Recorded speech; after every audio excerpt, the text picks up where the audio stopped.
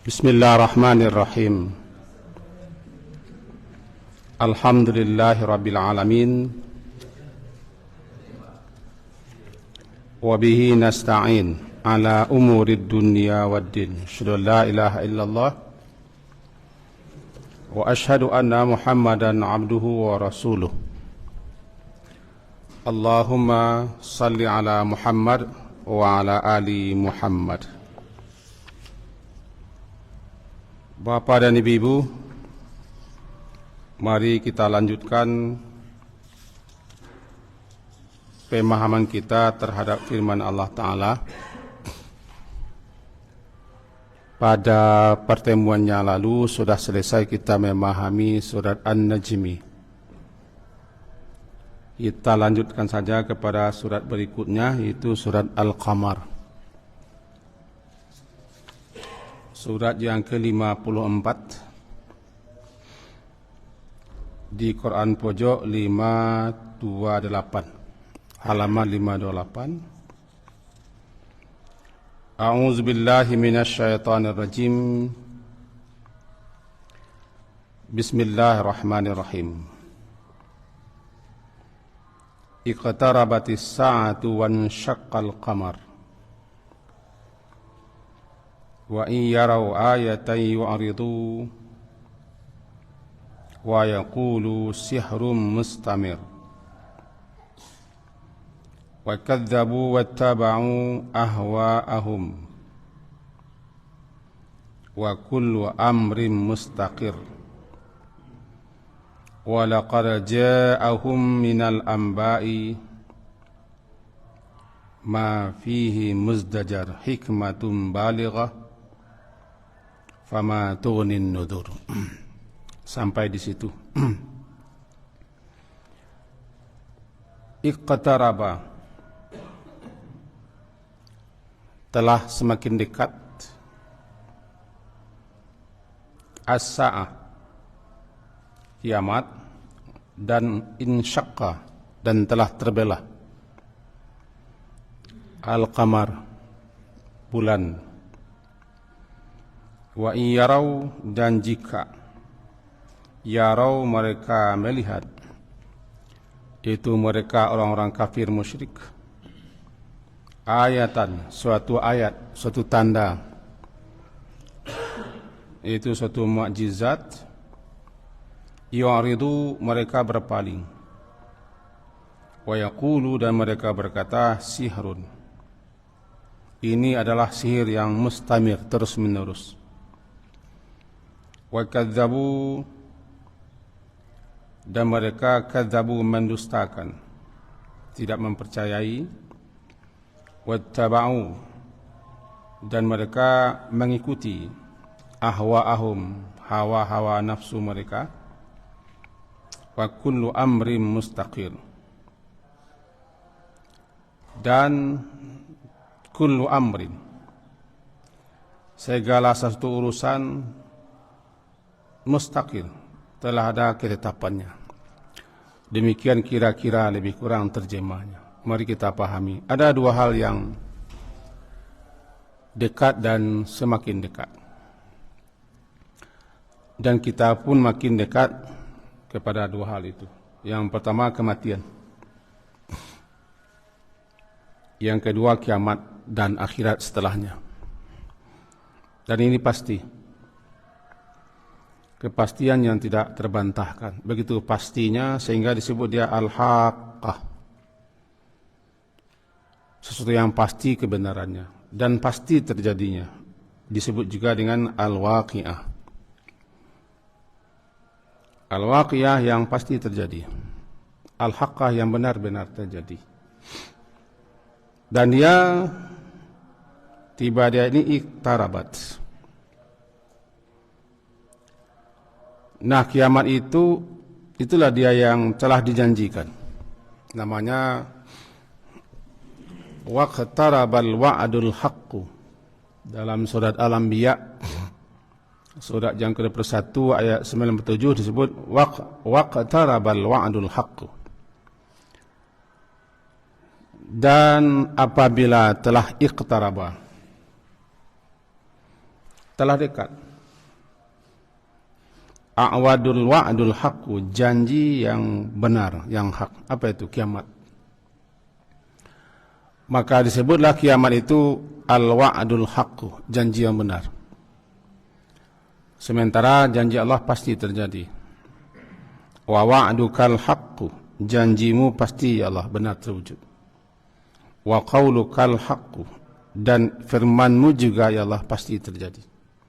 Antal haqqu, engkau adalah benar, maka firmanmu juga benar, janjimu juga benar. Di antara yang dijanjikan adalah pasti datang kiamat. Nah, itu makanya disebut juga kiamat itu wa'dul haqq, wa qatarabal wa'dul haqq fa idza hiya syakhisatun absarul ladina kafaru. Maka tiba-tiba apabila telah terjadi dan telah datang dia kiamat itu, syakhisatun absar, mata orang-orang yang kafir itu terbelalak, ternganga, tidak percaya dan tidak siap untuk menghadapi itu. Ya wailana, ketika itulah mereka mengatakan ya wailana, wahai betapa celakanya kami, qad kunna fi ghaflah, sungguh kami dulu ketika dikasih peringatan dalam kelalaian yang terus-menerus. Bal kunna zalimin, bahkan kami adalah orang yang zalim. Demikian kira-kira surat Al-Anbiya surat ke-21 ayat 97. Mari kita kembali kepada surat Al-Qamar tadi. Inilah yang ditegaskan, namanya iqtaraba. Ada penekanan, ada kesungguhan.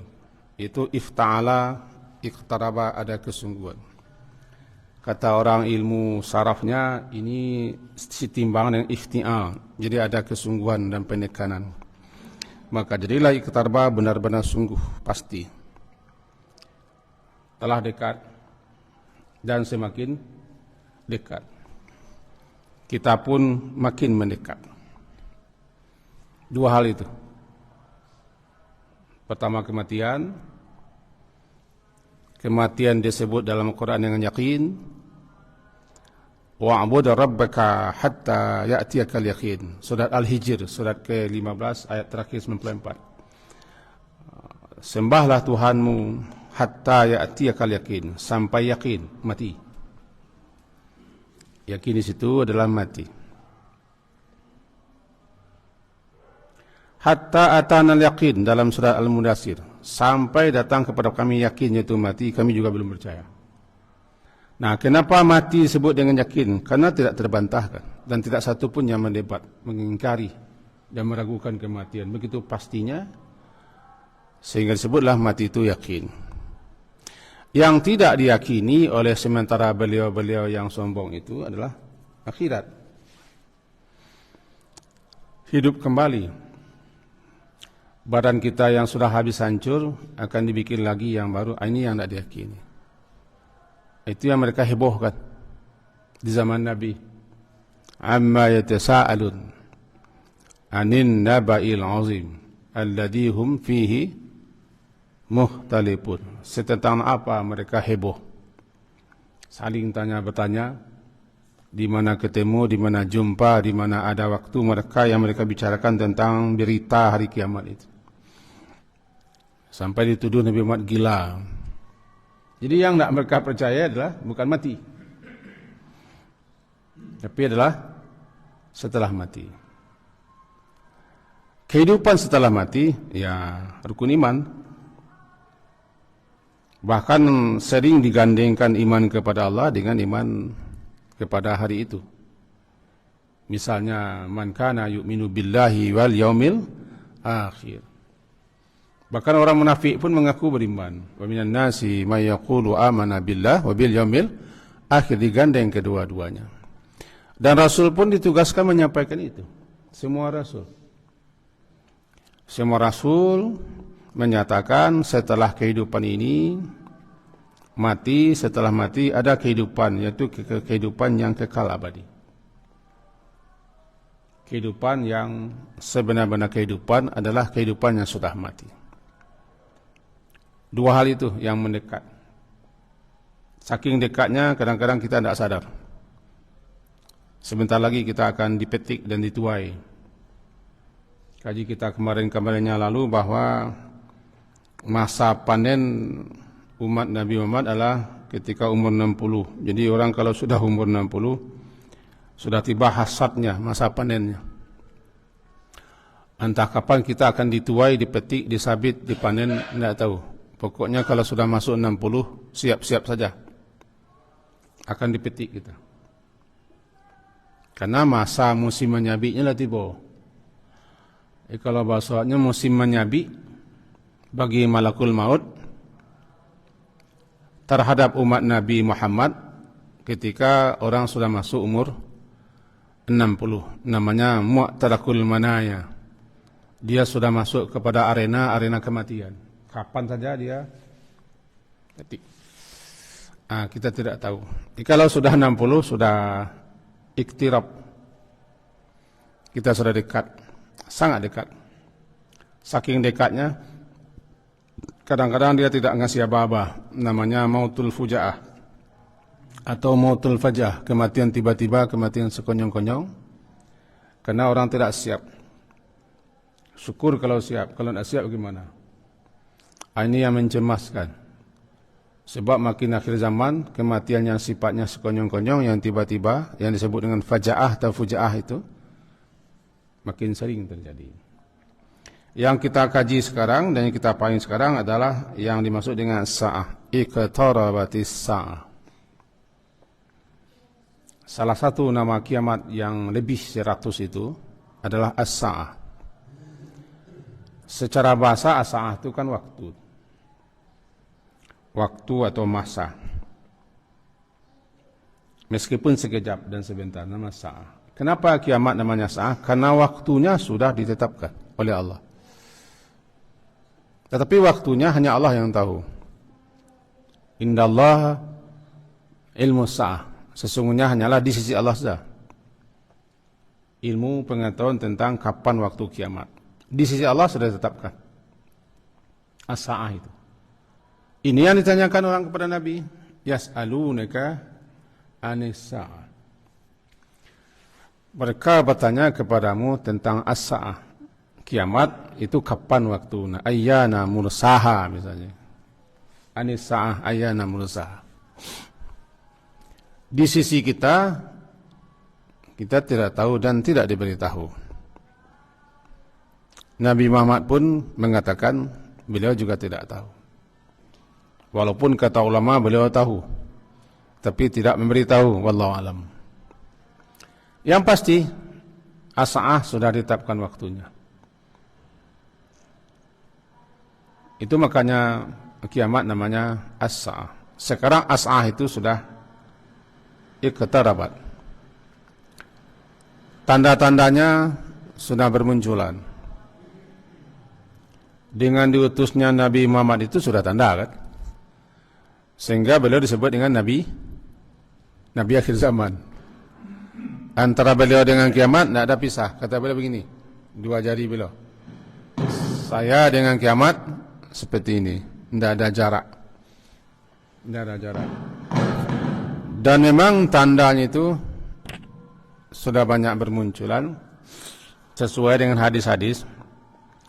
Cuman janganlah istilah kata-kata orang, janganlah dicocok-cocokkan saja. Karena kita ada yang hobi sedikit-sedikit, ini tanda kiamat, sedikit-sedikit ini tanda kiamat.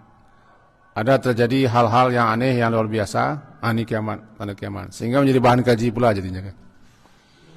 Tanda-tanda itu sudah disebutkan dalam hadis-hadis. Tapi jangan dibikin-bikin tanda-tanda dan dicocok-cocokkan supaya sesuai dengan tanda hadis. Yang pasti ada tanda.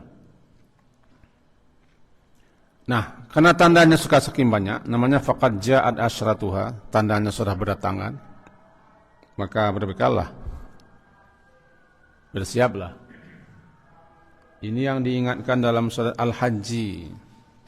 Surat Al-Hajj itu surat ke-22. Ya ayyuhan nasu ittaqu rabbakum inna zalzalatas sa'ati syai'un azim. Ayat 1 surat ke-22 surat Al-Hajj ya. Wahai sekalian manusia, bertakwalah kamu kepada Rabb kamu. Berbekallah dan bersiaplah untuk menghadapi kiamat. Karena inna zalzalah.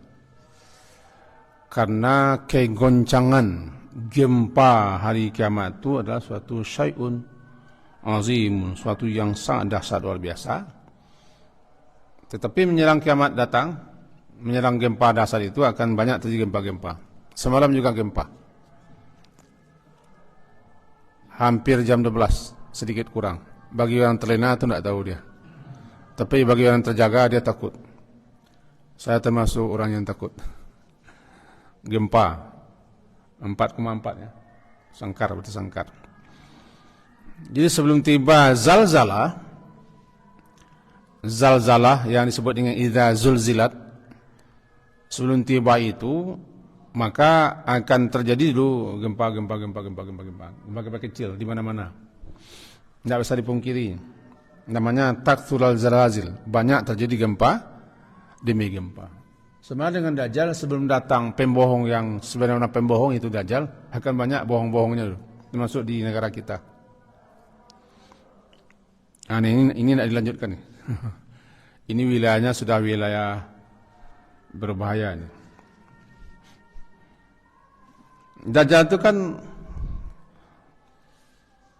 pembohong besar.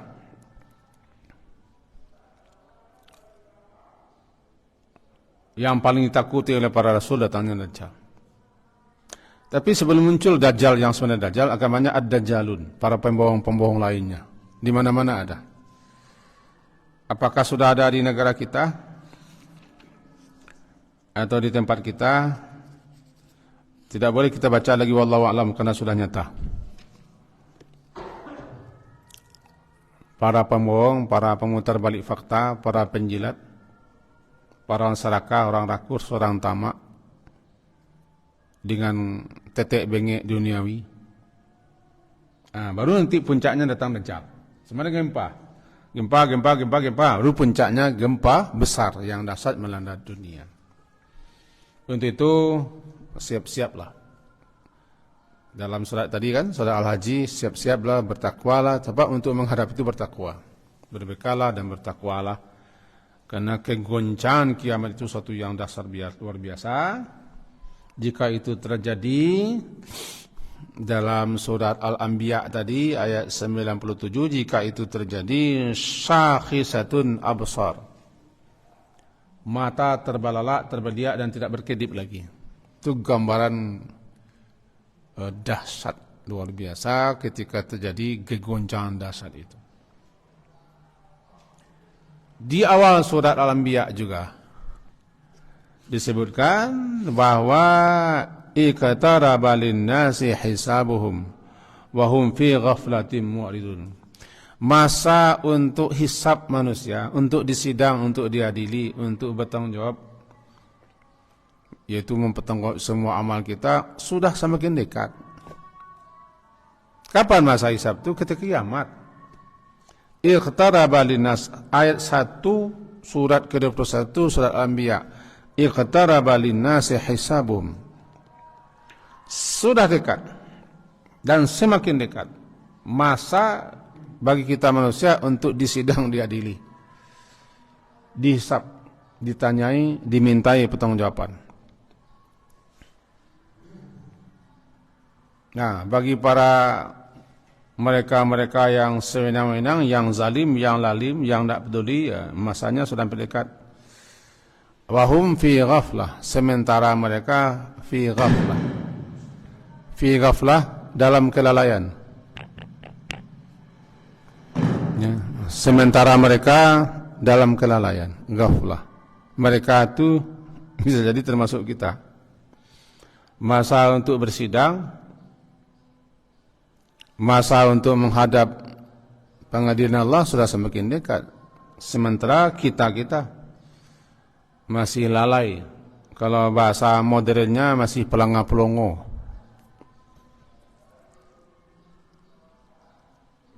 Apa itu pelangga-pelongo? Bahasa Minangkabaunya mengangak-mengango. masa dia akan disidang, dihisab, diadili, tidak lama-lama. Itu kita. Nah, kadang ketika dipanggil menghadap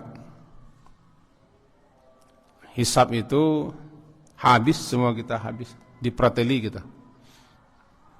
Di pengadilan dunia saja sudah habis kita. Kan makanya para beliau-beliau itu mau mendukung yang salah kan karena takut untuk dipanggil.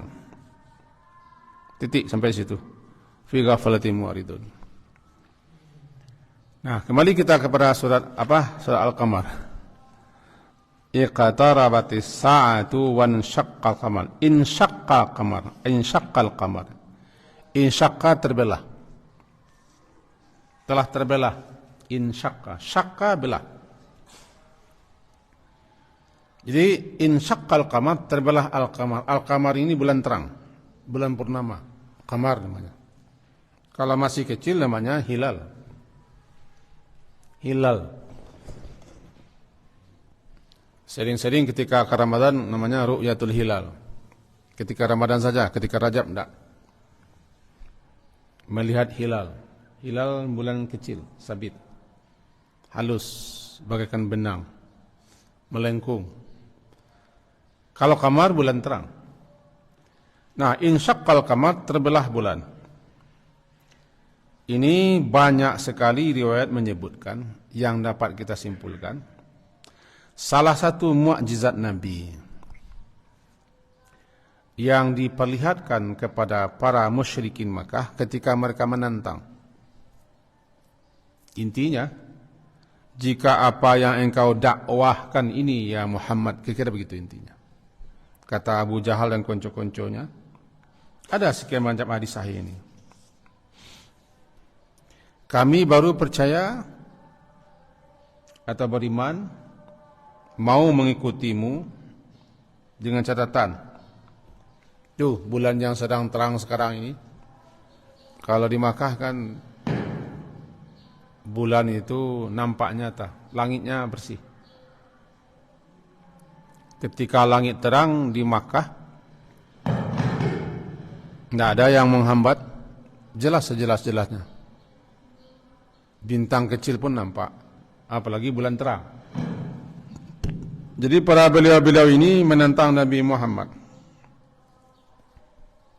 Buktikan. Sekarang silakan bulan yang terang itu belah, kalau memang engkau benar. Baru kami percaya, baru kami beriman dan mau mengikuti apa yang kau katakan. Dilayani oleh Nabi ketika itu. Lalu Nabi berdoa kepada Allah, memohon agar diperlihatkan suatu kekuasaan Allah. Namanya mukjizat. Mukjizat disebut dengan ayat. Ayat artinya tanda. Ayat artinya tanda. Tanda yang menunjukkan kerasulan Nabi atau kebesaran Allah. Dikatakan dia mukjizat yang melemahkan akal pikiran manusia, tidak mampu melawan, tidak mampu menyaingi tanda itu. Maka lalu Nabi berdoa. Ketika beliau berdoa, Allah kabulkan, maka terbelahlah bulan menjadi dua. Ini masalah keyakinan ini. Terbelah bulan menjadi dua. Belahan pertama di atas bukit Safa, bagi yang ke Makkah terbayang di atas Safa. Sedikit gambaran Safa, kalau Safa dulu itu juga, Safa sekarang itu juga. Cuma tidak terkesan lagi bukit, karena sudah ditinggikan bawahnya. Dulu memang mendeki Ka'bah di tengah-tengah, di bawahnya lembah. Lalu ke sana. Hajar, ibunda Nabi Ismail kan ke sana. Karena Safa itulah bukit terdekat dengan Ka'bah. Ke sana dah. Kira-kira 150 meter ya. Bukit ke atas. Tinggi. Di belakang bukit Safa kan Kubes ya, Jabal Kubes. Istana Raja sekarang. Belahan pertama berada di atas bukit Safa. Belahan kedua di Kaikaan yang menghadap dengan Safa. Terbagi dua. Nanti ada merah. Masing-masing belahnya ada merah, tanda berpisah. Secara ilmiah, oleh para beliau-beliau, para ahli diselidiki, memang masih ada tanda merah di bulan, bekas belahan. Wallahu a'lam. Saya tidak orang ilmiah, saya tidak ahli antariksa. Tapi cuma kita membaca apa yang telah diselidiki oleh para ahlinya. Karena ahlinya lebih tahu daripada kita yang tidak ahli.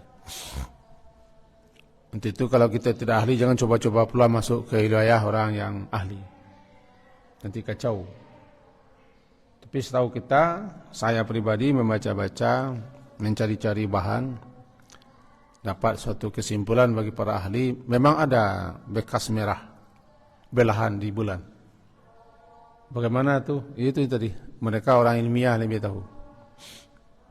Belah dua, terbelah dua. Ketika melihat bulan itu insyaqqa al-qamar, terbelah dua, satu di atas Safa, satu di Kaikaan. Dan nampak ra'au hara, nampak merah pembatas kedua-duanya. Kata beliau-beliau ini, Muhammad mensihir kita ini. Oh, dah. Dituduh lalu Nabi Muhammad mensihir, disihirnya mata kita ini. Tadi mereka minta suatu bukti, suatu tanda bahwa memang beliau adalah Rasul, dikasih bukti. Itu dulu Nabi Muhammad. Ini sihir. Kita disihir, mata kita disihir oleh Muhammad. Sihir. Memang kita disihir Muhammad. Cuma Muhammad tidak mampu mensihir semua orang. Mari kita tunggu rombongan kafilah datang, kafilah dagang. Orang-orang lembah datang.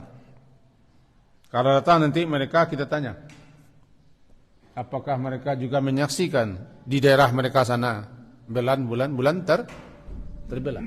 Sebab kalau sihir pasti mereka tidak melihat sihir. Yang kena sihir hanya kita. Orang lain tentu tidak. Kita tunggulah kabilah-kabilah lewat. Kita tanya mereka, apakah mereka di sepanjang jalan atau di wilayah mereka lewati atau di mana mereka berada, mereka juga melihat bulan terbelah. Kalau tidak, memang Muhammad ini gila ini. Sihir, namanya sihrun mubin, sahirun, tukang sihir. Atas kehendak Allah, memang datang rombongan dagang atau kafilah. Lalu mereka ramai-ramai bertanya kepada kafilah dagang, apakah kalian melihat bulan terbelah? Iya, kami melihat bulan terbelah. Satu di atas Safa, satu sana. Kata si Abu, ini pula penyakit si Abu ini, Abu Jahal. Kan tidak semua Abu baik. Ada pula Abu yang jahat, namanya Abu Jahal, Abu Lahab. Abu ya. Kata Abu Jahal, faqala Abu Jahal wal musyrikun, hada sihrun mustamir. Ini sihir. Walaupun mereka ini mengaku mereka melihat bulan terbelah, ini sihir yang tidak berhenti sampai di sini. Sihir ini akan terus menerus ada. Karena semua nanti orang akan disihirnya. Itu tetap mereka menolak. Basululah kaji orang awak dan bu. Kambiang keparak panjang janggunya mah. Kalau lain tak, banyak sesabuinya. Kalau hati itu nindak, ado sen, ado meng, ada saja. Ialah alasan. Itu tengkau. Halo? Kambiang keparak, panjang janggunya. Kalau lah hindak, banyak sesabuinya. Kalau hati cakap ni hindak, ado sen, ialah alasannya. Ini hindak. Siasen bukan hanya Abu Jahal. Contoh saya mengaji guru. Kok sialah gurunya kan datang. Ya baru, aduh sialah masalahnya. Alasannya lah, anu-anu lah. Pokoknya ini nindak. Kalau nindak itu nindak. Itu contoh kecil. akan dicarinya segudang. Tadi janji kalau memang Nabi Muhammad bisa menunjukkan bukti bulan terbelah, kami beriman, kami percaya. Nampak bukti?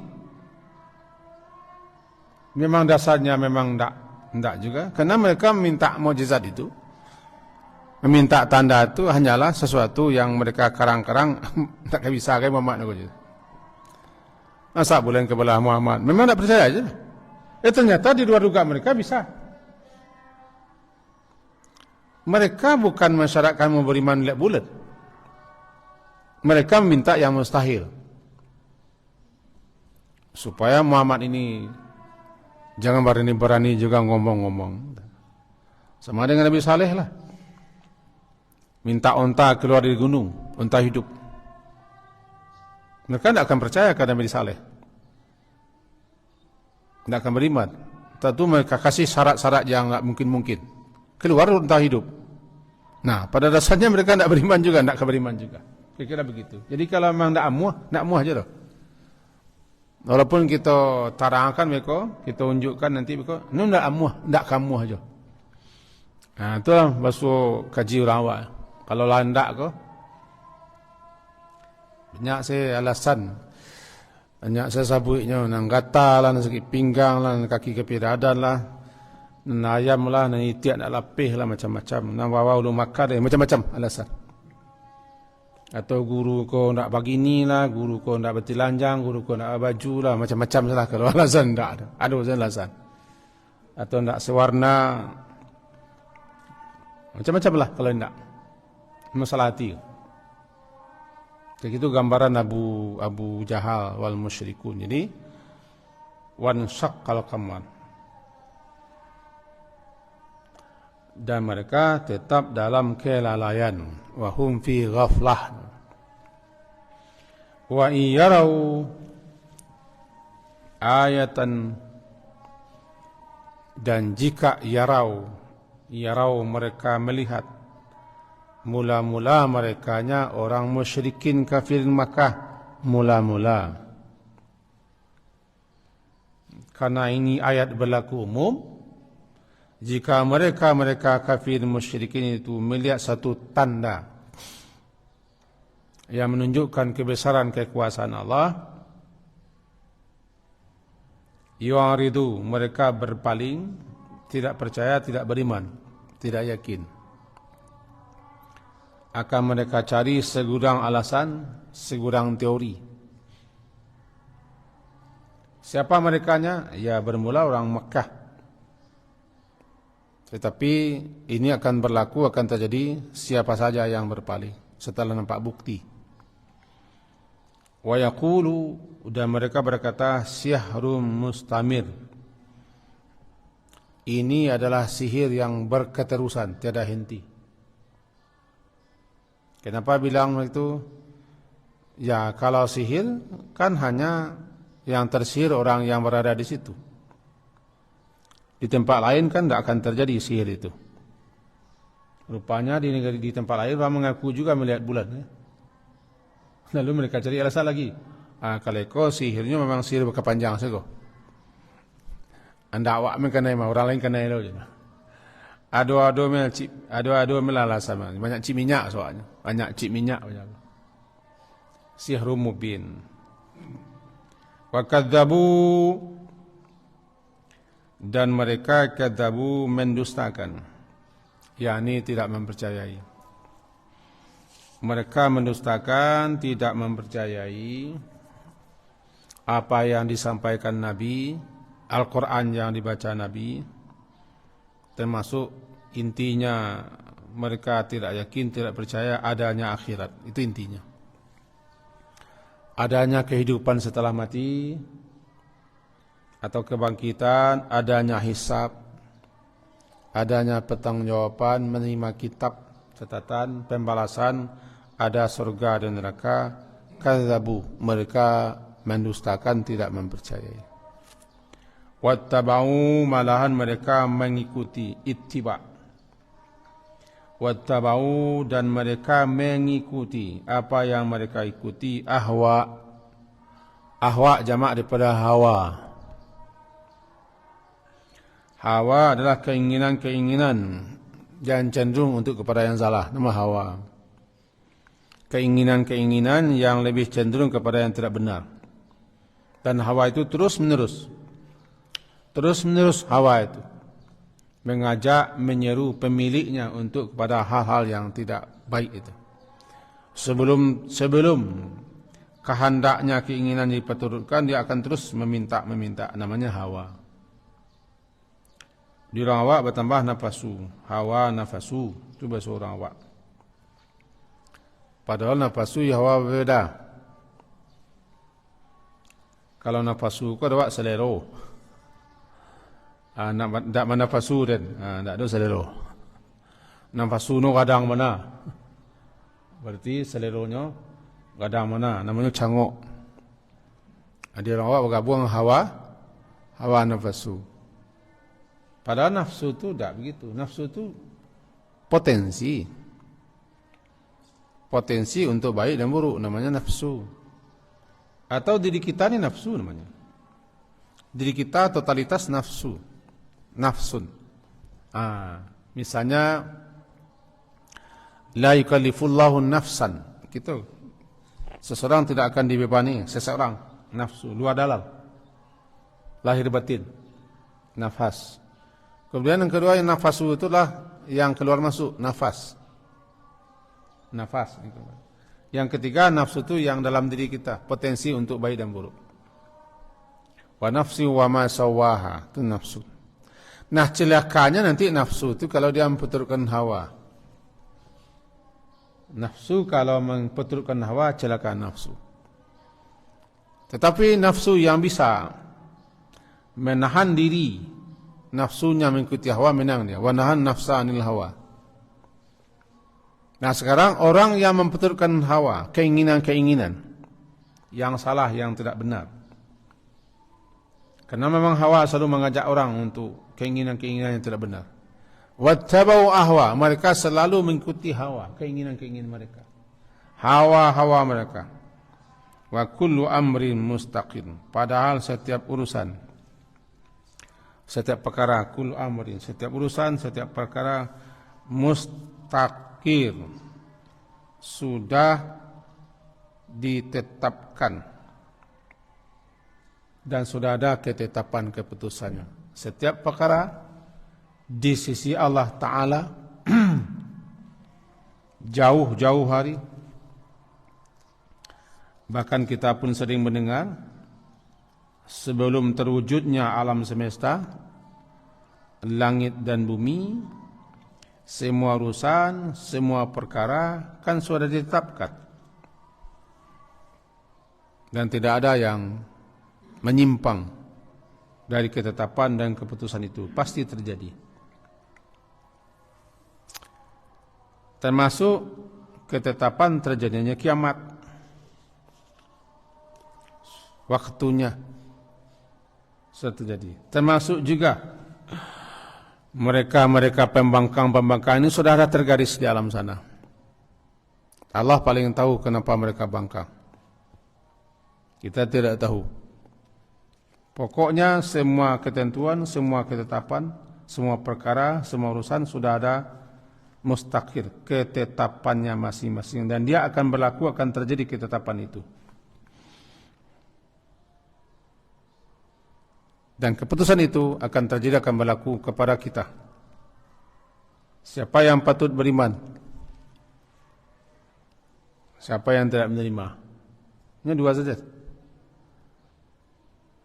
Percaya atau menolak, di tengah-tengahnya ragu.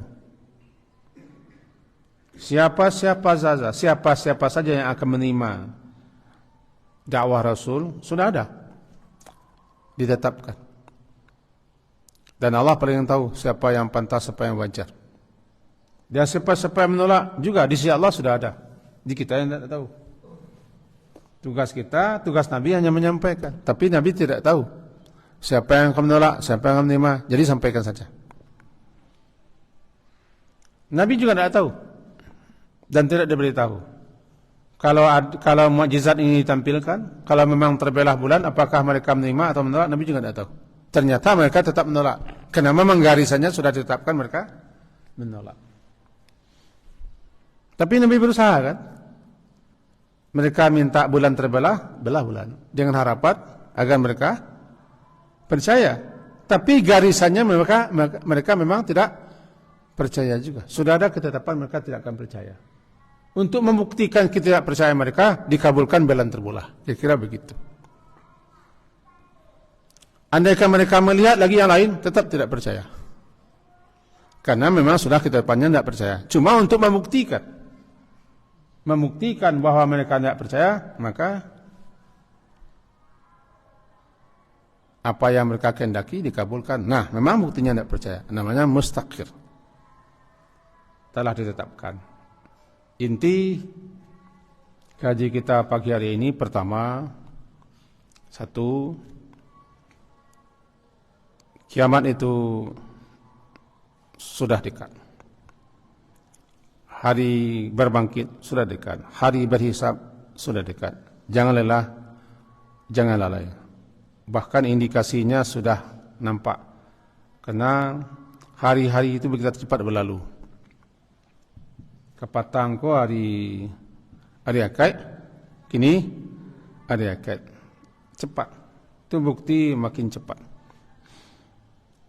Untuk itu jangan lalai, jangan lengah. Dan kita pun makin mendekat. Yang paling dekat kita adalah mati. Bagi orang umur 60, sudah itu. Sudah itu. Jangan buang-buang waktu, buang-buang kesempatan, buang-buang kesehatan. Sudah, siap-siap bekal-bekal. Karena kita sudah dekat masanya. Tidak lama mulai. Yang kedua, bagaimanapun bukti tanda kekuasaan Allah dipertontonkan, diperlihatkan, bagi mereka yang memang sudah dasarnya ketetapannya sudah tidak akan menerima juga. Kita bersyukur kepada Allah, termasuk orang yang percaya. Dan kepercayaan keyakinan itu adalah anugerah yang tertinggi. Syukuri itu, jangan sampai lepas. Yang terakhir, sudah biasa semenjak zaman Nabi Nuh, ada yang percaya, ada yang menolak. Nabi saja ditolak. Nabi saja ditolak, apalagi kita guru cuma. Penceramah. Nabi Nuh saja, awal Nabi, awal Rasul. Nabi Muhammad saja penutupnya, ditolak. Bertemu mereka dengan Nabi. Tahu dia siapa Nabi. Bahasanya bahasa Nabi. Karik-kabia ya Nabi. Tolak Nabi. Sekian pula gelemek-temeknya. Jadi kalau Nabi sudah ditolak, ya kita jangan kecewa pula kalau kita kadang beri nasihat, memberikan ajaran, arahan. Ada orang yang menolak, biasa sajalah. Biasa saja. Kalau tidak, jangan rumah tepi pantai kalau takut ilmu nombak. Kalau diterima yang kecewa, orang kecewa sadolah, orang tidak ada. Hebat doa pada Nabi. Kecewa, iyo men orang terus. Nah, ada. Yang kecewa Tuhan saya tidak iyo orang. Itu malah kejiwa sebagi. Semoga ada faedah manfaatnya. Diakhiri, subhanakallah hamdika asyhadu an la ilaha illa anta astaghfiruka wa atubu ilaik. Wassallallahu ala Muhammadin wa ala alihi wa ashabihi ajma'in. Alhamdulillah. Assalamualaikum warahmatullahi wabarakatuh.